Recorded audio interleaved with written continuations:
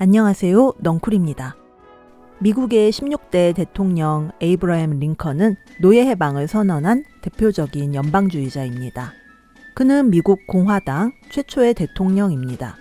공화당은 사상적으로 미국 초기의 연방파와 맥을 같이 하고 있습니다. 현재의 민주당은 세계에서 가장 오래된 정당으로 제퍼슨주의자들의 공화파에서 시작되었습니다.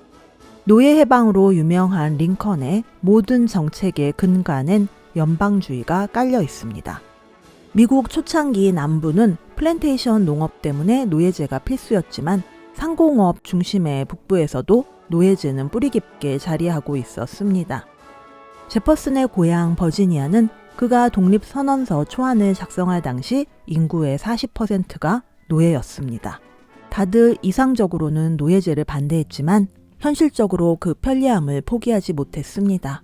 또한 흑인은 우생학적으로 열등하기에 돌봐줘야 한다는 선민의식도 갖고 있었습니다. 해밀턴은 달랐습니다. 그는 서인도 제도의 최하층민으로 자랐기 때문에 노예제를 혐오했습니다. 흑인과 백인이 유전적으로 동등하다는 것을 경험적으로 확실히 알았고 이 생각을 항상 드러냈습니다.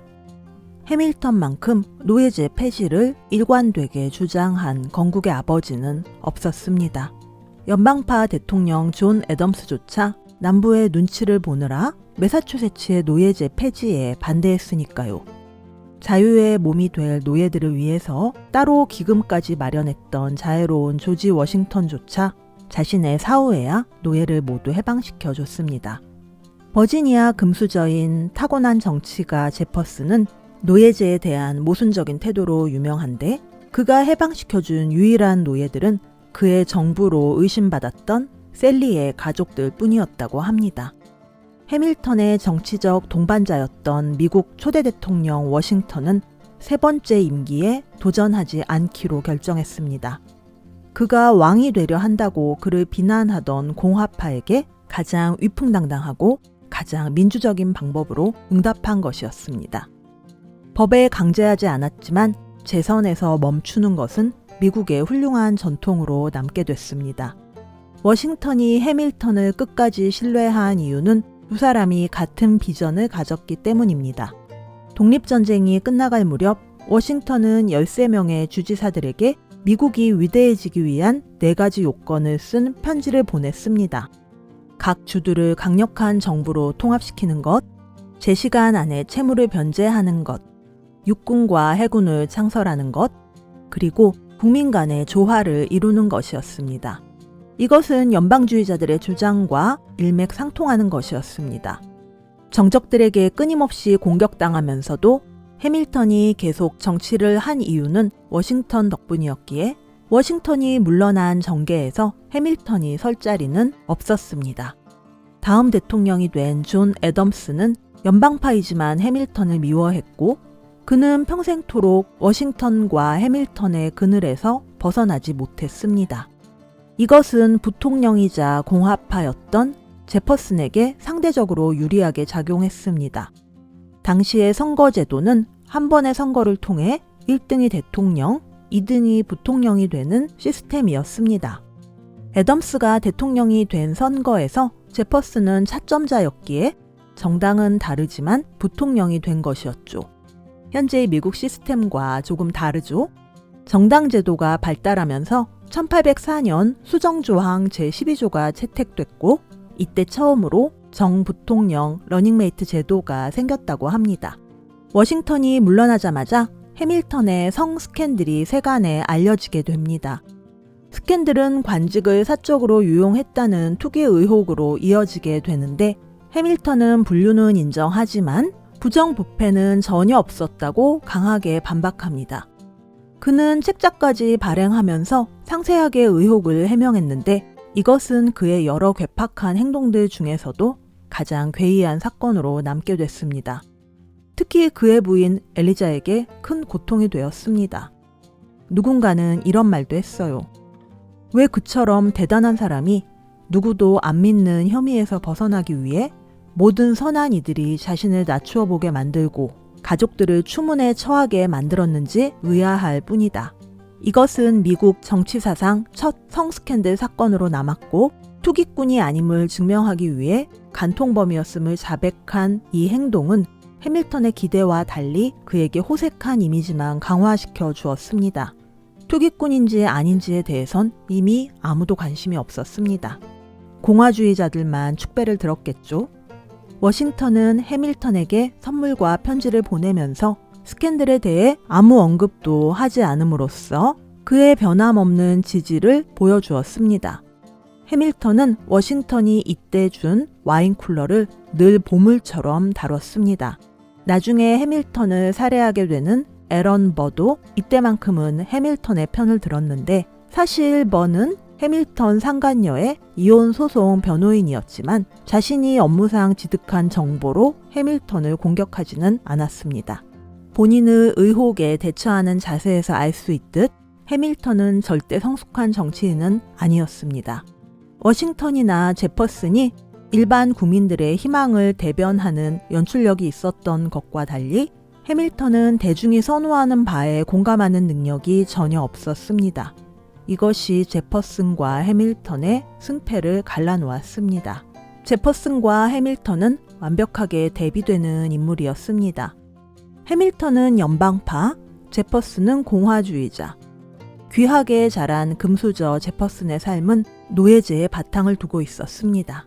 14살의 어린 해밀턴이 서인도 제도에서 탈출을 꿈꾸며 재고 정리와 환율 계산을 하고 있을 때 26살의 젊은 제퍼슨은 버지니아주 하원 의원으로 당선됐습니다. 아마 제퍼슨은 독립혁명이 일어나지 않았다면 귀족 철학자로서 은둔의 삶을 살았을지도 모릅니다. 해밀턴이 5년간 독립전쟁의 최전선에서 싸운 것과 달리 독립선언서의 초안을 쓴 제퍼슨은 직접 참전하지는 않았습니다.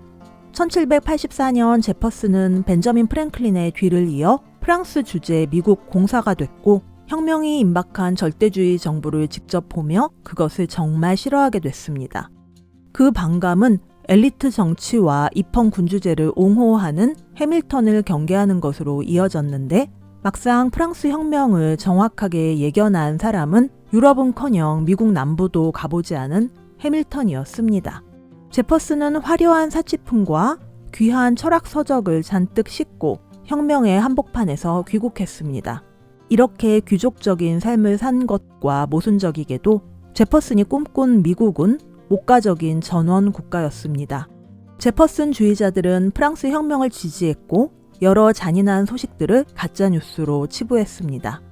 루이 16세 처형 직후 프랑스 자코뱅당의 공포정치는 극에 달했고 미국 독립혁명에 참전했던 프랑스 장교의 대다수가 죽거나 재산을 몰수당하고 추방당했습니다.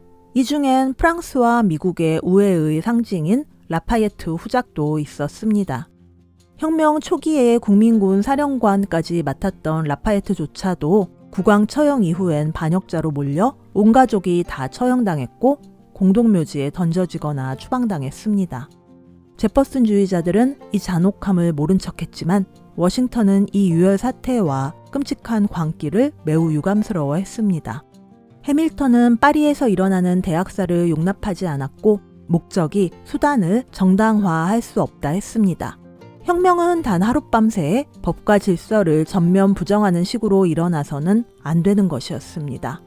라파예트가 투옥 중일 때 그의 아들 조지 워싱턴 라파예트가 미국에 방문했는데 라파예트를 아들처럼 아끼던 워싱턴이었지만 대통령이라는 지위상 선뜻 그를 도울 수 없었습니다. 미국 독립전쟁의 영웅 라파예트는 이때 프랑스에서 혁명의 반역자로 낙인 찍혀 있었거든요. 그래서 이 청년은 라파예트의 전우였던 해밀턴의 집에 머물게 됐고 해밀턴은 라파예트의 미국 망명을 언제나 환영한다는 따뜻한 사랑을 아낌없이 표현하기도 했습니다. 이렇게 생각하는 바를 가감없이 표현하는 해밀턴과 달리 제퍼슨은 무척 신중했습니다. 다른 사람들이 하고 싶은 말을 하도록 만들고 자신의 생각은 숨길 줄 알았습니다. 이런 용의주도함이 해밀턴에게는 없었어요. 존 애덤스는 제퍼슨에 대해 이렇게 말했습니다. 밑바닥이 보이지도 않고 소음도 내지 않는 거대한 강과 같은 사람. 무엇보다 제퍼슨은 낙천적이고 희망적인 메시지를 전달하는 능력의 대가였습니다. 이것은 오늘날 미국 정치인들에게 필수 덕목인데요. 그래서 제퍼슨을 포퓰리스트의 원조라고도 합니다. 세상은 원래 장밋빛이며 인간은 근본적으로 선량하다는 복음을 전파한 제퍼슨과 다르게 해밀턴은 세상을 어두운 곳으로 인식했고 인간의 한계에 민감했습니다. 둘 다 민주주의를 신뢰했지만 해밀턴은 피통치자를, 제퍼슨은 통치자를 불신하는 경향이 있었습니다. 제퍼슨은 재선에 성공했고 1803년엔 나폴레온에게 루이지애나를 매입하여 미국의 영토를 2배로 늘려서 그 인기가 절정에 달하게 됩니다. 점점 정치에서 멀어져 가던 해밀턴은 어이없게도 부통령 앨런 버의 총에 살해당합니다. 해밀턴이 사적인 모임에서 자신에 대한 험담을 했다고 믿은 버가 해밀턴에게 결투를 신청했고 결투를 피하면 겁쟁이라는 오명을 쓰게 될까봐 그것을 해밀턴이 받아들였던 것입니다. 결투는 뉴욕에서 불법이었지만 바로 옆 뉴저지에선 처벌 규정만 있었기에 둘은 뉴저지에서 결전을 치렀습니다. 결투 전날 밤 해밀턴은 주변을 정리하고 유언장을 작성했습니다. 북부지방의 연방파가 연방에서 탈퇴하려는 움직임에 대해 반대하는 내용, 그리고 어린 시절 자신에게 배움의 길을 열어준 사촌 누나를 돌봐달라는 당부였습니다. 미국의 기초를 설계했고 금융 질서를 만든 해밀턴은 49세의 나이에 허무하게 죽었습니다. 앨런 버는 결투에서는 이겼지만 정치 생명은 완전히 끝장났고 평생 도망자로 살아야 했습니다. 해밀턴의 착한 아내 엘리자는 남편보다 50년을 더 살며 정적들의 비난으로 얼룩진 남편의 삶이 정당하게 평가받을 수 있도록 노력했습니다. 현재 미국에선 해밀턴에 대한 재평가가 활발합니다. 그 기폭제는 2015년 브로드웨이 최고 화제작인 뮤지컬 알렉산더 해밀턴이었습니다. $10에서 흑인 인권운동가 해리엇 터브먼에게 밀려 사라질 뻔했던 해밀턴은 결국 살아남았고 해리엇 터브먼은 $20의 앤드루 잭슨 대통령을 대체하게 됐습니다. 알렉산더 해밀턴의 교체를 특히 반대했던 건 연준과 은행권이었고 벤 버냉키는 이례적으로 누군가를 굳이 빼야 한다면 잭슨이어야 한다고 못 박았습니다. 미국 금융 시스템에 초석을 놓은 뉴요커 중에 뉴요커, 알렉산더 해밀턴 일대기 재미있으셨나요? 생넌쿨의 영상이 도움되셨다면 구독, 좋아요 꼭 눌러주세요. 여러분의 응원이 더 좋은 영상을 만드는 데 큰 힘이 됩니다. 넝쿨의 1분 명상을 클릭하시면 이어서 1분 명상을 하실 수 있습니다. 감사합니다.